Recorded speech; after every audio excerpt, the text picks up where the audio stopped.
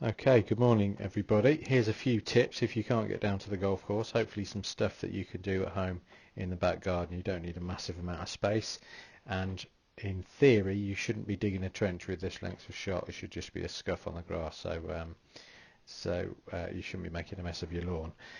It's going to be about a 5 meter shot, so you can set out a little target as you can see on the left hand side there.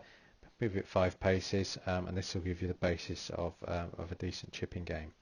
If we take a look at the screen on the right, what we've done to begin with is grip as far down the grip as we can. Normal grip. You can use a putter grip if you really want, but I've just got a normal grip there for the moment. We want to make the club shorter to get as much control on the end as we can.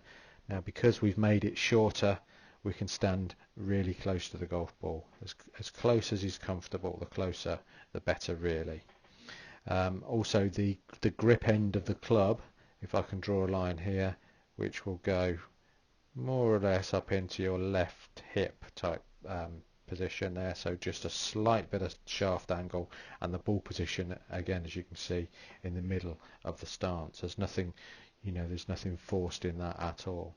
Now if we just move through into sort of a part of a backswing here, whoops, a bit too fast, there we go.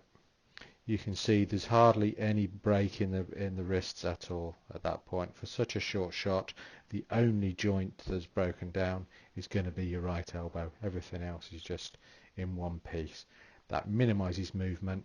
We want to see the butt end of the club still inside your right leg, so we're not swinging the club too far away from our body. We're not having to regain that distance on the downswing. It's such a simple movement on the way through, and as you can see, even with such a short shot, we're almost facing the target. We've turned our hips through, we've had a release with our right side and our shoulders, and we're facing the target. So that's the basic action. On the left there, once we've got set up, once we're comfortable with our action, then we pick our target and we essentially just repeat shots to that target. Get a feel for how far the ball's going, what sort of length swing you need to make it go there, and then once you feel comfortable at that distance, change the distance, shorter, longer, whatever you've got the space to do. And once you can get that distance correct with with 10 balls to the same spot, then alternate those spots. So you're then testing yourself, can I do a short one, can I do a long one, can I alternate there? Because essentially then on the golf course, what's going to happen is you might not hit a chip shot for half an hour or so. You've got to get it right first time.